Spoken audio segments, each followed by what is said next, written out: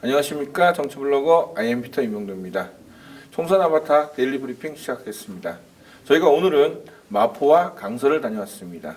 마포에서 오늘은 이제 그 새누리당 안대희 후보를 지원하기 위해서 김무성 대표, 원유철 대표, 그다음에 서청원 전 대표까지 몽땅 출동을 했는데 그때 어떤 발언을 했는지 먼저 영상부터 보시겠습니다. 여당의 힘 있는 국회의원으로 만들어 주시면은 여러분들이 수십 년 동안 해결하지 못했던 수건 사업을 집권 여당의 당 대표인 저 김무성과 또 우리 집권 여당 새누리당의 제일 좌장인 서청원 최고위원과 대한민국 안보는 마비되고 경제는 마비되고 민생은 마비될 것입니다. 이러한 국정을 마비시킬 야당에게는 한 표도 줘서는 안 됩니다, 여러분. 도대체 정치인이 약속을 하면 지켜야 되는 것이 아닌가, 저는 그렇게 생각합니다. 법조인들은 약속을 잘 지키게 왔기 때문에 그런지도 모르죠. 근데 보니까 제가 깜짝 놀란 게 있어요. 저번에 이곳 국회의원분이 19대 출마하면서 내세웠던 공약을 봤습니다. 자, 먼저 안대희 후보랑 노웅래 후보 그 여론조사 지지율 현황이 어떻게 되죠? 네, 우리가 기대한 것보다 차이가 큽니다. 이 말은 무엇이냐? 전략공천으로 새누리당에서 핵심적으로 내놓은 안대희 후보가 많이 밀리고 있습니다. 실제로 4월 6일 발표된 YTN 조사에 따르면은 27대 47, 20% 이상 차이가 납니다. 그러니까 새누리당 입장에서는 그 대표단들이 이렇게 집중 유세를 벌일 만큼 상황이 급박하다는 거죠. 우리가 지금 보면은 총선 이제 중반을 이제 지나가면서 새누리당 이제 지도부들이 총 출동해서 지원 유세를 하는데 그 주목할 만한 사항이 있어요. 김문수는 삼보일배를 하고 그렇죠. 절을 하고 무릎을 꿇고 있는데 저는 이 그 새누리당 지도부의 모습들을 보면서 딱 그 양아치 작전이라는 생각이 들었습니다. 혹시 옛날에 저희 그 1988인가 거기 1983인가 거기서도 한번 나왔는데 이 고속버스를 타면은 이 문신하신 분들이 이제 딱 타갖고 자기가 어느 사건에 연루돼 갖고 그 교도소를 갔다 왔는데 불쌍한 표정을 지면서 이제는 회개해야 해갖고 잘 살겠습니다. 앞으로 잘하겠습니다 해놓고서 물건을 안 사면 그때부터 이제 그러지 너네 내 아저씨 뭐예요 막 이런 식으로 이게 새누리 작전이 딱 똑같아요. 잘못했습니다. 앞으로 잘하겠습니다 해놓고서 나오는 말은 항상 뭐냐? 북한의 핵실험, 그다음에 미사일, 사드 얘기하고 이런 어떤 안보 위기감을 조성하거든요.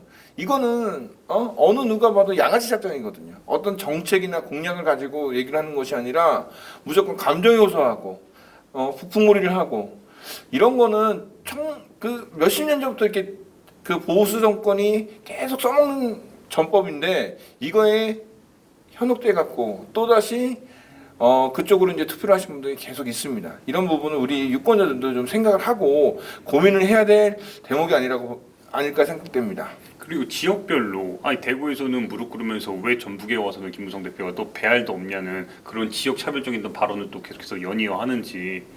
그 전북 쪽에 가서는 이제 좀 이간질 시키는 거죠. 그렇죠. 한마디로 얘기해서 국민의당과 그 더불어민주당 사실 우리가 이제 그 광주나 전북 그 전주 쪽을 이렇게 다 돌아다니면서 느꼈지만은 그러니까 호남에서만큼은 더불어민주당이 새누리당과 마찬가지 어떤 기득권 세력이거든요. 그 기득권 세력과 국민의당이라는 새로운 세력 간에 싸움을 붙이는 거죠. 그렇죠. 그래서 야 그동안 너네 더불어민주당 찍어줬는데 제대로 못하니까는 이제 국민의당이랑 서로 싸우게 만드는 거죠. 그리고 지금 이제 새누리당이 반성과 다니면 또 이제 동영상을 하나 만들어갖고 공개를 했거든요. 이게 뭐냐면 잘못했다. 앞으로 잘하겠다는 그런 건데 그 바쁜 와중에 새누리당 지도부가 다 와갖고 그걸 녹화를 하고 영상을 만들었어요. 저는 이런 것이 새누리당의 무서움이라고 생각합니다. 선거를 앞두고는 지도부고 그 위고 아래고 상관이 없습니다. 무조건 선거에 이길 수만 있다면 뭐든지 하는 그런 무서움. 이게 그 돈 있는 사람이 무섭다는 것처럼 돈 있는 사람은 무엇이든 다 하거든요. 그런 것처럼 권력 있는 자들은 도대체 뭘 할지는 아무도 모른다는 거죠. 그나저나 선배, 그 노웅래 의원이 현역이긴 하지만 과연 안대희 후보가 졌을 때 과연 그 파장이 어떻게 보세요? 제가 왜 이 이야기를 하냐? 현장에서 안대희 후보 아버님을 그 뒤에서 이야기를 들었는데 지면은 개망신이다 이런 이야기를 했어요. 그렇죠. 이제 안대희라는 인물을 새누리당이 이제 영입을 했습니다. 왜냐면 이제 그 옛날 이해창 씨를 좀 생각하면 돼요. 뭐 꼿꼿한, 그렇죠. 뭐 청렴함을 청렴 강조하고. 결백한 이런 이미지로 뭐 안대희 후보를 이제 끌고 왔는데 이 안대희 후보가 만약에 패배를 한다면은 새누리당 입장에서는 인물론 가지고도 안 되고 그 다음에 새누리당의 어떤 그 정당의 힘 가지고도 안 된다는 그 결과가 나오기 때문에 이 부분에서 새누리당이 20대 총선에서 패배했다는 얘기가 나올 정도가 될 수 있습니다. 그만큼 파장 효과가 크겠네요. 그렇죠. 특히나 이제 마포잖아요. 마포라는 건 어떤 그 수도권의 중심 또 이런 부분 때문에 그래서 이제 옆 지역의 이제 손혜원 후보라든지 이런 쪽의 그 지역구도 우리가 면밀히 나중에 살펴봐야 될 필요성이 있습니다. 저희가 대부분 후보자를 만나기 위해서 캠프에 이제 연락을 해서 후보자의 이제 동선이나 인터뷰를 뭐 시간을 잡습니다. 그런데 이번에는 특별하게 후보자가 아닌 후보자 아들을 만나려고 저희가 컨택을 하고 사무실을 찾아갔습니다. 바로 강서갑의 금태섭 후보 사무실이었습니다. 그 영상 한번 보시고 얘기 나누도록 하겠습니다. 있는데 그러니까 안녕하세요. 감사합니다. 안녕하세요.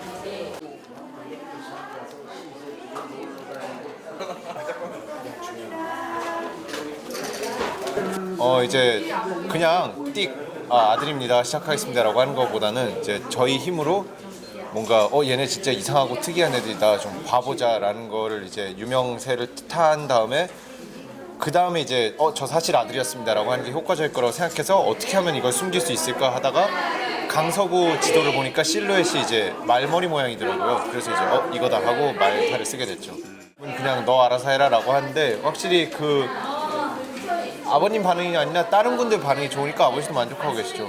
네. 근데 저희는 계획부터가 이제 철저하게 2030, 2030도 아니라 철저하게 20을 목표로 삼았기 때문에 어느 정도의 그런 비방은 감수하고 저희가 진행했습니다. 어쩔 수가 없는 부분이라고. 점점 더 수위가 높아지는 것 같아요. 제 생각에는 이제 랜선 효녀분도 있지만 그분은 끝내 얼굴 공개도 안 하시고 뭐 사진도 없고 그냥 물론 입담이 정말 대단하신 분이었는데 어쨌든 글 하나만으로 승부를 보셨는데 이제는 글에만 국한되지 않고 영상, 사진 뭐 그다음에 장르도 자기 부모님 얘기뿐만이 아니라 뭐 저희가 하는 것처럼 맛집이나 그 지역의 특성을 살린 컨텐츠가 늘어나고 있는 것처럼 갈수록 스펙트럼과 그다음에 이제 수위가 말씀하신 것처럼 도발적이고 그런 식으로 바뀌고 있는 것 같습니다. 자, 이 말탈 뭐 아시는 분은 알고 모르시는 분은 모르겠지만은 사실 이제 페이스북에 좀 화제가 됐습니다.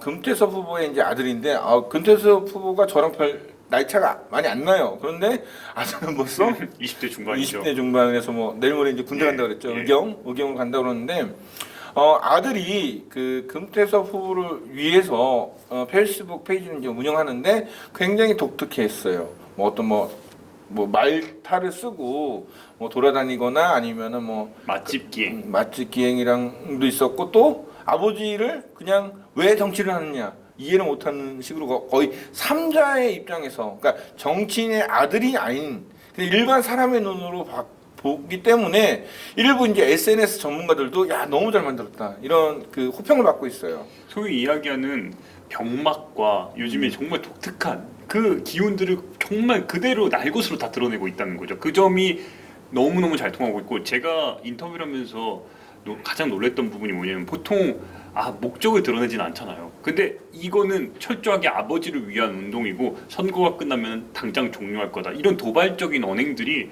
좀 상당히 인상 깊었습니다. 선거가 끝나면 이제 군대 가야 되니까 그런 거 아닐까라는 생각도 들었는데 예전에 19대 총선 때는 트위터가 한참 유행이었습니다. 그래서 후보자 아들들 뭐 딸이 뭐 트위터를 해서 트위터에서 막 굉장히 화제가 됐고 논란도 됐고 많은 사람들이 관심이 그쪽으로 쏠렸는데 네. 이 시대가 벌써 불과 4년 만에 트위터에서는 많이 안 떴어요. 뭐 트위터를 하는 후보자들도 자녀들도 별로 없고 이제 다 페이스북으로 옮겨졌는데 그 후보자 아들의 마지막 얘기가 굉장히 마음에 와닿아요. 그게 뭐냐면은 지금은 일반적인 텍스트 형식으로는 안 된다.